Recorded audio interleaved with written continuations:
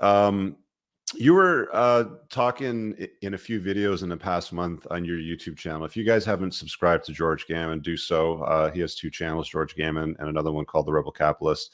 He also runs a live event, so definitely check him out if you don't know about him. But you were talking about the psychotic plans of these global elites. Can you dive into that a little bit more and why that's such a huge risk to us in the economy right now?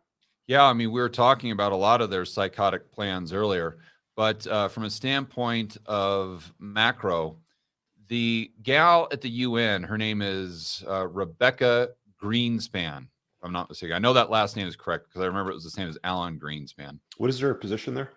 She is the head of the economic department. I can't remember exactly what her title is, but she's the one that kind of goes out and tells the media what their economic policies or prescriptions are.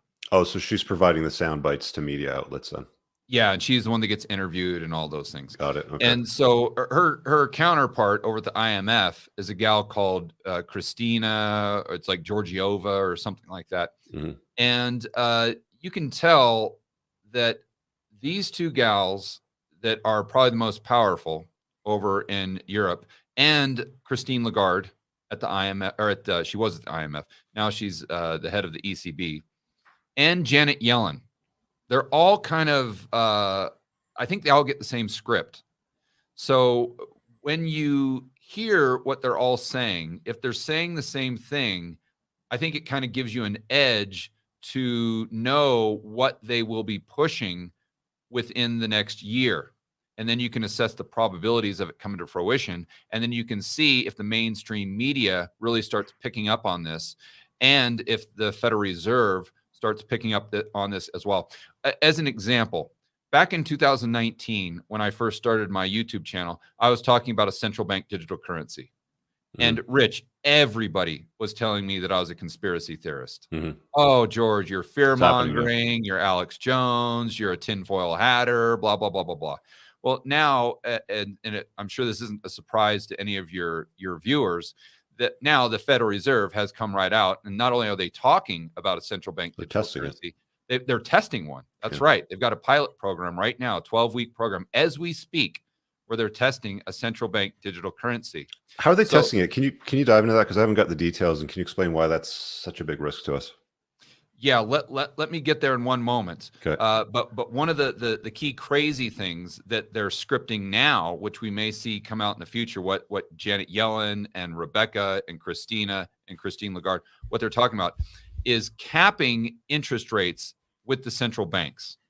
So I think that the central bank in Canada, correct me if I'm wrong, has been increasing interest rates along with the ECB, and everyone knows that the Federal Reserve is doing this. And their position is, hey, if you continue to do this, you're going to create unemployment or further unemployment. You're going to increase the unemployment rate. And that's not fair to the poor and middle class, blah, blah, blah, blah, blah.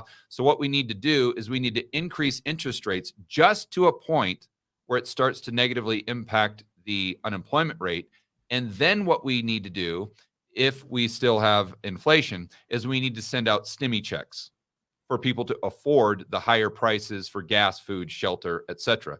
Now, for those of your viewers who are rather sophisticated, they'll say, well, that's complete insanity because that's only going to exacerbate the problem of consumer price inflation. But they've got a solution there, quote unquote. I think what they're going to come out with and what they've talked about is price controls. So they're going to say, okay, Fed, you can only take rates up to, let's say, 5%.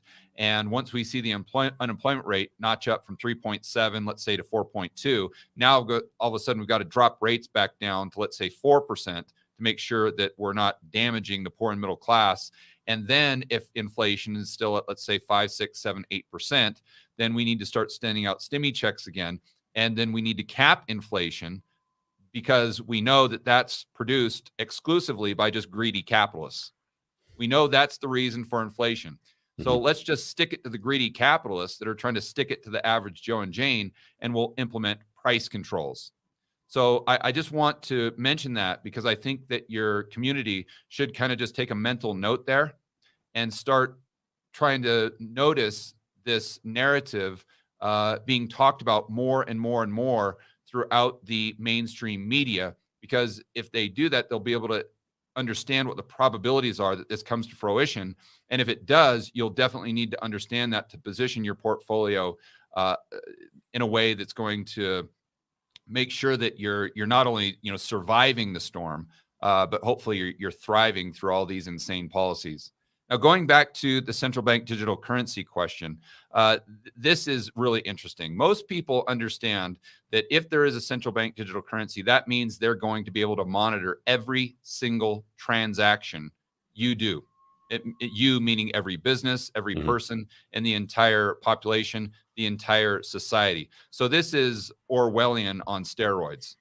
I mean, this is a dystopian nightmare, to say the least. But that's not where it ends.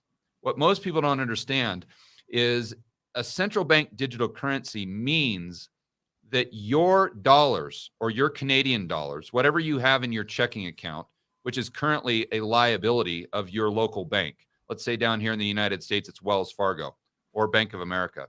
That would become a liability of the Federal Reserve. In other words, your checking account would move from Bank of America over to the Federal Reserve. Just like JP Morgan has an account with the Fed. We call it bank reserves, a reserve account, or Goldman Sachs, something like that. So why does this matter? Because there's a big key distinction between the Federal Reserve and your local bank. Your local bank doesn't have an infinite balance sheet. They actually are a for-profit business. So they have to worry about a P&L, right? If they can go bust, they can be insolvent. Now, the Federal Reserve doesn't have that problem. They have an infinite balance sheet. They can have negative equity. It doesn't matter. They're not going to go out of business. So what this means, if everyone has an account with the Fed, it means that they can start issuing credit based on narrative, not based on merit.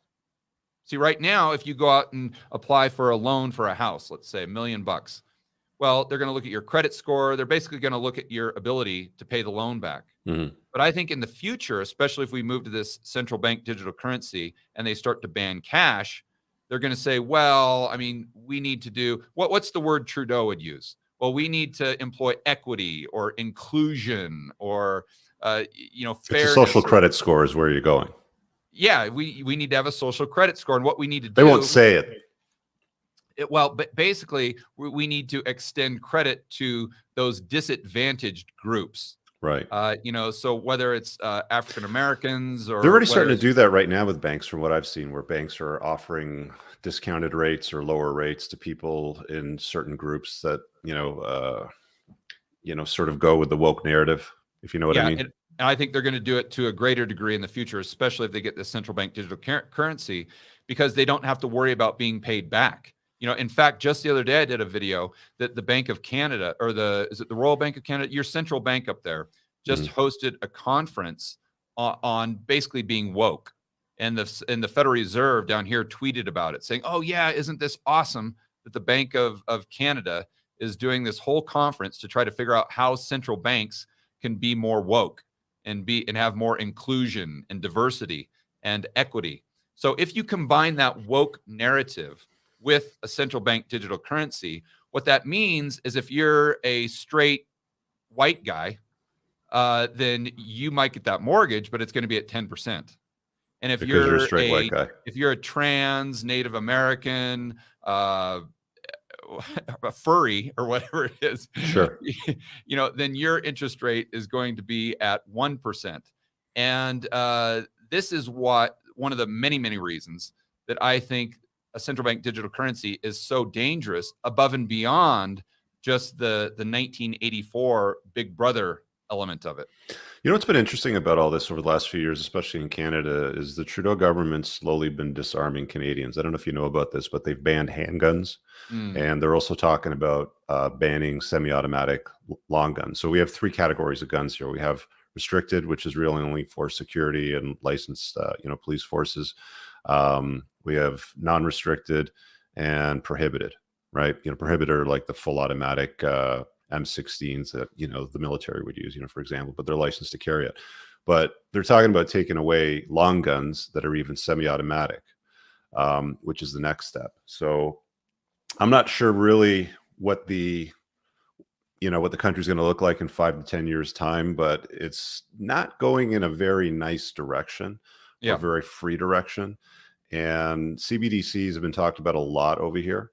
They're dangerous. They're dangerous because they can program the money. They can program, you know, where you can spend it, how long the money's on your balance sheet for, you know, forcing you to spend it within a week or two. And not only that, Rich, now they're coming out with these credit cards, and these are being pushed by the World Economic Forum, by the way, that show your carbon footprint monthly. Yeah. So I think where they're going with this is, to your point, that programmable money.